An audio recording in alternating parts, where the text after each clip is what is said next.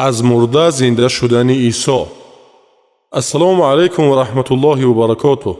بگذار خداوند در روز قیامت بر ما آسان گیره و ما و شما را وارد بهشت کنه.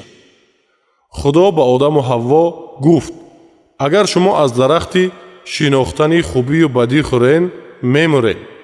از سبب گناهاشون مرگ پیدا شد.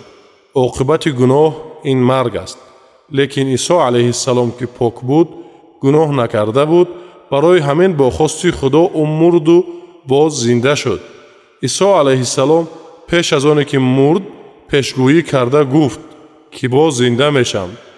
در سوره مریم آیت 33 گفته شده است: اعوذ بالله من الشیطان الرجیم، بسم الله الرحمن الرحیم، والسلام علی یوم ولدت و یوم اموت و یوم ابعث حیا. یعنی سلام بر من روزی که زاده شدم و روزی که میمیرم و روزی که دیگر بار زنده کرده میشوم. درباره زنده شدن عیسی در کتاب مقدس چنین میگوید: بسم الله الرحمن الرحیم، روز یکشنبه سحری بر وقت زنها عطرهای خوشبو را گرفته سر قبر عیسی روانه شدند.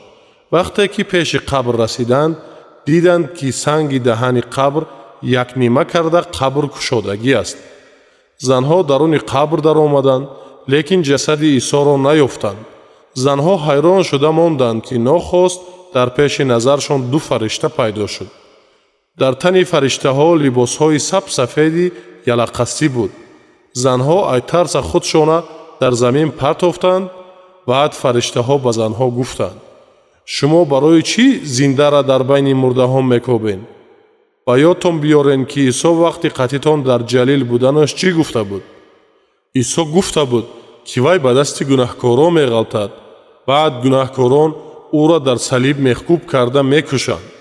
وی روز سیوم ای مرده ها زنده میشود. زنها گپهای عیسی را به یاد آوردند.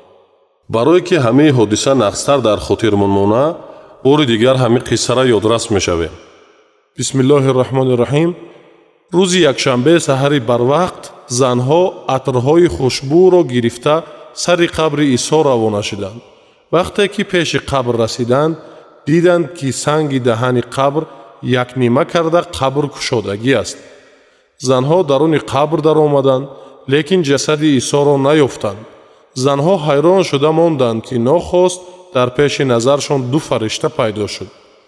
در تن فرشته ها لباس های سفیدی یلقصی بود. زنها از ترس خودشان در زمین پرتافتند.